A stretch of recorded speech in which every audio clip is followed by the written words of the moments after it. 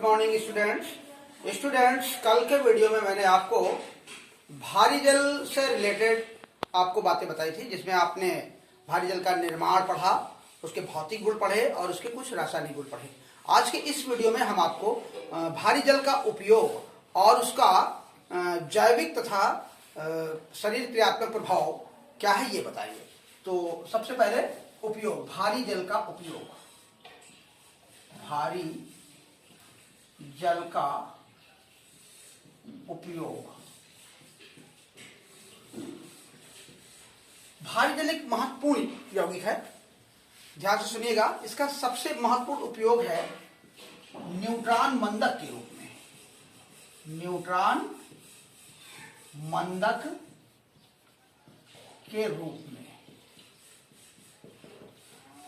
Students, neutron मंदक क्या होता है इस बात को समझ लीजिए। देखिए, नाभिकीय रिएक्टर होते हैं। नाभिकीय रिएक्टरों में नाभिकीय विखंडन की क्रिया कराई जाती है नियंत्रित जिससे विद्युत का निर्माण होता है। यानी नाभिकीय रिएक्टरों में नाभिकीय विखंडन की क्रिया नियंत्रित जिससे करा करके नाभिकीय ऊर्जा को विद्युत ऊर्जा में परिवर्तित किया जाता है।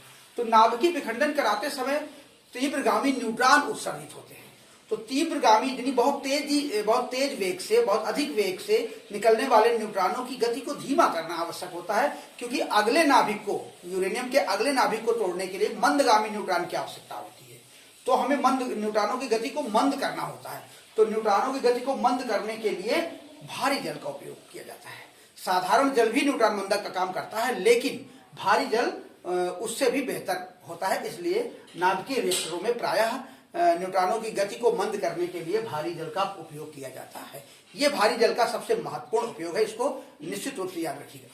तो न्यूट्रॉन मंदक के रूप में कहां पर न्यूट्रॉन मंदक का कार्य करेगा? नाभिकीय रिएक्टरों में। किसकी गति को मंद करता है? तीव्रगामी न्यूट्रॉनों की गति को मंद कर देता है। ठीक, दूसरा देखें। दूसरा उपयोग इसका है ड्यूटेरियम तथा ड्यूटेरियम के यौगिक बनाने में। ड्यूटेरियम तथा ड्यूटेरियम के यौगिक बनाने में। तो स्टूडेंट्स, भारी जल से हम ड्यूटेरियम प्राप्त कर सकते हैं। ड्यूटेरियम का भारी जल का वैद्युत गठन कर देते हैं तो ड्यूटेरियम और ऑक्सीजन दो प्रकार की गैसें प्राप्त हो जाती हैं। अर्थात भारी जल से हम ड्यूटेरियम बना सकते हैं और ड्यूटेरियम के यौगिक, यानी इससे हम क्या क्या बना सकते हैं? D2 ड्यूटेरियम बना सकते हैं, CD4 ड्यूटेरोमेथेन, ND3 ये ड्यूटेरो अमोनिया है, और C2D2 ड्यूटेरो एसिटिलीन है। क्या है ये? Deutero acetylene. और DNO3 ड्यूटेरो नाइट्रिक अम्ल, D2SO4 ड्यूटेरो सल्फ्यूरिक अम्ल। तो बात समझ में आ गई स्टूडेंट? ड्यूटेरियम प्राप्त कर सकते हैं और ड्यूटेरियम के जो यौगिक हैं इनको भी हम भारी जल के द्वारा प्राप्त कर सकते हैं। तो इसके बाद तीसरा उपयोग है ट्रेसर के रूप में। ट्रेसर के रूप में। ट्रेसर के रूप में क्या है कि रासायनिक अभिक्रियाओं की क्रियाविधि तथा जैव तंत्रों, जैविक अंगों के अध्ययन में या जैविक अंगों में सूचक के रूप में इसका उपयोग करते हैं। जैव तंत्रों में सूचक के रूप में इसका उपयोग करते हैं। ठीक है, तो रासायनिक अभिक्रियाओं की क्रियाविधि ज्ञात करने में और जैव तंत्रों में सूचक के रूप में इसका उपयोग करते हैं ट्रेसर के रूप में। इसके अलावा आयनिक तथा अनायनिक हाइड्रोजन में विभेद करने में। चौथा है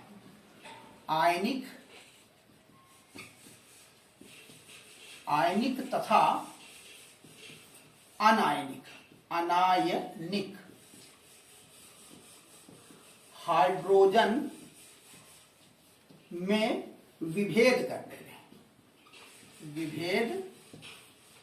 करने में।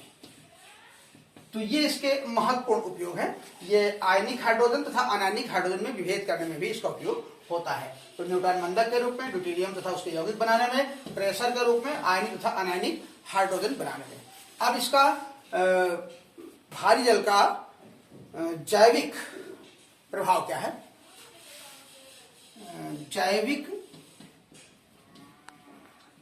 तथा शरीर क्रियात्मक प्रभाव, शरीर क्रियात्मक प्रभाव। तो देखिए, सांद्र भारी जल जीवों के लिए अत्यंत हानिकारक है। सांद्र भारी जल जीवों के लिए हानिकारक है, हानिकारक है। क्यों? क्योंकि ये जीवों के शरीर में होने वाली अभिक्रियाओं की गति को मंद कर देता है, इसीलिए ये जीवों के लिए हानिकारक है। दूसरा है, पौधों की वृद्धि रुक जाती है, पौधों की वृद्धि रुक जाती है। तीसरा है, जलीय जंतु जैसे टैडपोल आदि मर जाते हैं। तो स्टूडेंट्स, बात समझ आ गई। तो ये कुछ इसका जैविक और शरीर क्रियात्मक प्रभाव है। यानी सांद्र भारी जल जीवों के लिए अत्यंत हानिकारक है, क्योंकि ये जीवों के शरीर में होने वाली अभिक्रियाओं की गति को मंद कर देता है, और इसकी उपस्थिति में भारी जल में पौधों की वृद्धि रुक जाती है, जलीय जंतु जैसे टैडपोल आदि मर जाते हैं। तो ये था भारी जल का उपयोग और जैविक तथा शरीर क्रियात्मक प्रभाव। इसको नोट करिए, कहीं कोई डाउट है तो बताइए।